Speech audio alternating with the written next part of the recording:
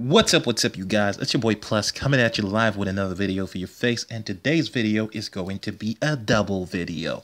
This is Clanning with Plus, and also this is a war recap video with the B Clan, just to show you guys how things are going and how things are progressing with the B Clan and what's been going down. This is a very weird shaped base. I mean, I've not seen a base so stupid, but anyway, whatever floats your boat, dude. Let's go ahead and get started. You guys know I'm coming from Obey's account. Let's go ahead and get these things started right now. Let's get into it. So today's video is really going to be about, first, clanning with Plus, and that is how to build a clan when your clan is not as noticed as one of the top clans in the game and your clan is not as big. How to build a clan and how to avoid getting people into the clan at that level. Of course, we have had a how to build a clan session before, but of course that was focused mainly on if you've got a clan that is huge or something like that. But right about now, we are going to go into how to build a clan when your clan is a lot less notarized. So let's get started. And then after that, we're going to do a quick war recap. The first thing I want to show you guys is the war recap, just to get that in on the way. Okay, so they started their war search. War log right here. Now this war log is really good. Of course, this loss right here was probably a result of a couple of players not attacking, things like that. And the same thing here. What you want to look for are players who are going to attack. Now, the biggest thing indication of players who are going to attack is simple. Do they donate, troops to your players? Do they give troops to other players? People who do not give troops to other players, 95% of the time, what you will find is they will not attack in war. They will hold back their attacks in war because they're trying to get some loot for themselves. And if they don't get a decent amount of attack possibility, they just won't attack. Now, the way the structure has changed now in 17 Dragons B Clan is that, of course, if you're not dropping at least 1 3-star, you probably will get kicked. This guy is on the cusp, and I definitely know that, he definitely should be getting kicked if he doesn't attack in the next war. And this guy is also going to have to improve in terms of attack. You have to attack. This is a Town Hall 7, and from what I remember in this war, in the last war, if I'm not mistaken, a Town Hall 10 had to attack a Town Hall 7.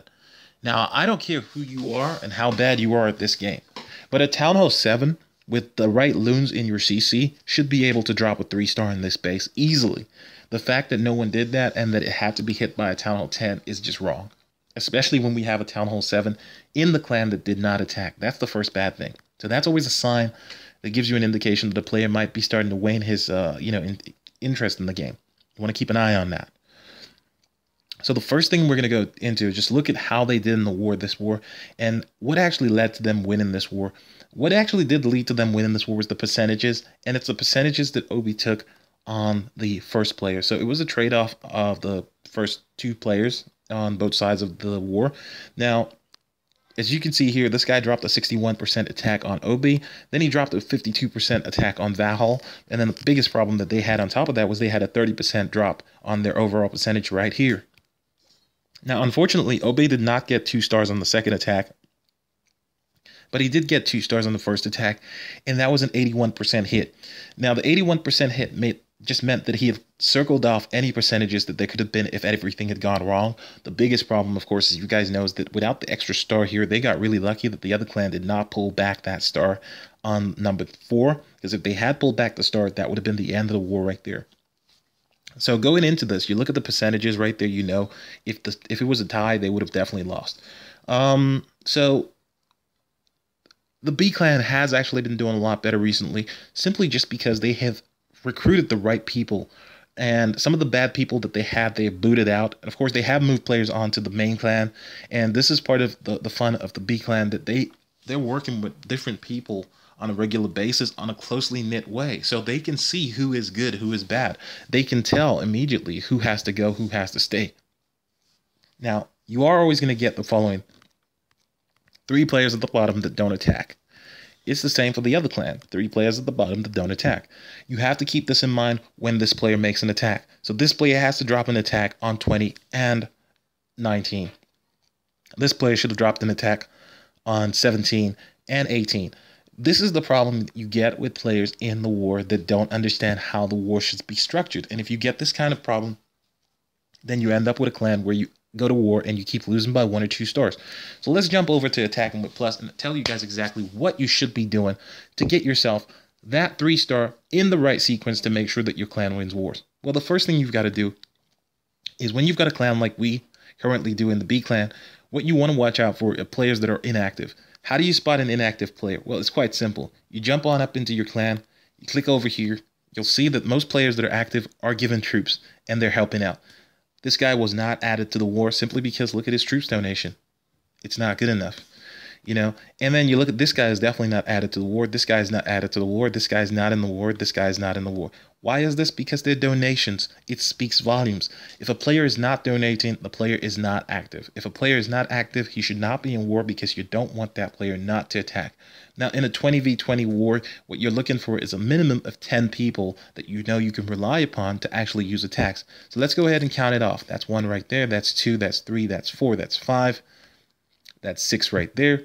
And then you're looking for another 4 players. So you've got 7, 8, 9, and 10. And then you've got players down below that will definitely use their attacks, of course. But, you know, you don't rely on those players. But as long as you've got those 10 players that you know are definitely going to hit and will hit based on what's required to be hit, then you know already you've won the war if you have an easy war. If you don't have an easy war, then you're definitely going to lose the war because you need those players down below to hit where they should be hitting. But those players down below, they don't always hit. So anyway, guys, look, the easiest thing to know if you're creating a war clan is you want to make sure that you get 1 or 2 players that are active. Now, some of you guys are probably thinking, well, I get loads of players that are not active. If you want to get players that are active or you want to get a lot of players into your clan, you just click on the functions here. I think it's, what's it called?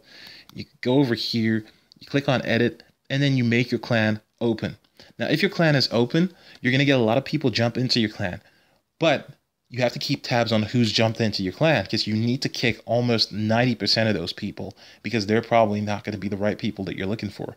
Now, the problem with this is the same thing that I've been trying to tell Supercell for a while, which I am going to cover in the next video that I am going to do because I think it is necessary that Supercell knows about this stuff. But again, the video I'm going to do later on is a big response to the rant video that Galadon made and also a response video to the video that Chimera Bro made. And I think this is really important that some of the people need to look at things in the game. And I think also Supercell needs to look at things in the game that need to be addressed before, you know, making some additional updates because these things need addressing ASAP. Anyway, if you're making a clan, important things that you've got to keep an eye out for are players coming into your clan that are ghost players. And a ghost player is a player that's not active, that's not really playing. Just, you know, he's been kicked out of his other clan. He wants to stick it to his clan, so he wants to be in a clan just to stick it to the clan. For example, this guy right here, this is the Town Hall 9. And from what you guys can see, probably, let's see, Ultra Asian was recently accepted. Let's see, when was he accepted?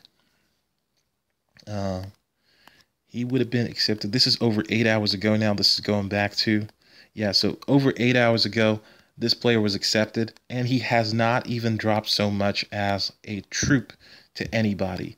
And that just goes to show you that, you know, like if a player has not given a troop to anyone for over 8 hours, it's most likely that he's not actually playing the game and that he's not actually active. So if you click on his name, you go into his base, you will find that, oh, he is kind of active. He's just a stingy, yeah, he's just a stingy dude. Look at that. Well, that's interesting. Yeah, 5,000. That's, well, there you go. That says a lot right there. So that guy's just stingy, and that's why he's not in war. This guy, again, probably in a similar event, he's either not active or he's just stingy, and it's clear as day. I mean, he's got builders building stuff, but he's definitely not active. You know, he's not active enough for you to actually add him into a war because you know for a fact that he will not attack. I mean, there is no question of if he will attack. Let's find one of his mines or something. Yeah, it's almost full, so this guy's most likely a non-attacker, and you want to keep an eye out on these kind of players because, you know, dropping them into war is not a good idea for your clan. Because if you've got 1 troop donated and 52 received, that is just wrong. Now, this guy here, let's see, he probably was accepted a while back as well. Again, same thing. You know, some of these players, is Town Hall 9, I think, Town Hall 10. Yeah, Town Hall 10, and he definitely just hasn't even bothered to play the game. And this is a classic symptom of Clash of Clans at the moment, where you get a player that actually should be active but is not. And you have to be careful because when they come and they request to join your clan, they might be active in that moment and that moment only. You don't know if the player will actually be active. Now, one of the things that I think would be cool is if Supercell did give a kind of time counter or amount of logins in the past 24 hours, because that would just smash the concept of I'm an active player. Because if your login activity is lower than maybe a certain amount per day, then yeah, you probably shouldn't be in the clan. So this is one of the things that Supercell maybe needs to think about, but we'll cover that in the next video because that's one of the things that I think they need to get into. Now we've got some more new players over here that are actually supposed to, give some kind of indication if they're all going to be active or not before they get allowed into war. And we've got some old players that came back.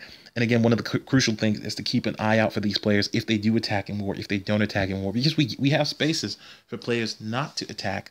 And we utilize those spaces to see if players will not attack. And if they do not attack, we kick them out. So it's not like you can come into the clan, join, sit down, not attack, and then stay in the clan. Nope. We'll spot you real quick, and then we'll kick you real quick, and then you're gone real quick. So there's no point in you doing it. Anyway, guys, the whole point of this video is to give some of you guys out there who do not know that when you're taking players into your clan, just having 50 players in your clan is not good enough to be a good clan. You have to make sure you have 50 good players, and that is 50 active players. And if you want to make sure you've got 50 active players, you've got to keep an eye out for these numbers right here. People who don't donate tend to not attack. People who do not attack tend to cost you wars. So if you are going to end up losing the war because of a player that did not attack, well, you can avoid all that by simply keeping track of the donate numbers that they have. Anyway, guys, this has been your boy Plus. I've shown you guys the war recap for B-Clan. B-Clan is on its way up, at the end of the day.